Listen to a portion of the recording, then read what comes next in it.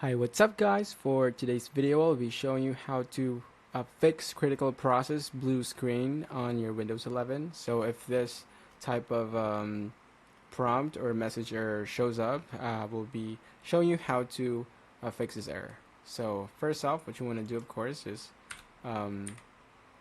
restart your computer. And once you have restarted it, you can go to continue, and under that it will show up reset this PC or advanced options. We will be clicking advanced options, and under advanced options you have different options here like startup repair, startup settings, but first you want to make sure that startup repair is out of the options, so we have to click on that. If it did not fix your problem, then we will continue. Click on command prompt. It will show this CMD or command prompt on screen, and you just have to carefully type in all the length messages and or strings that I will be showing up here.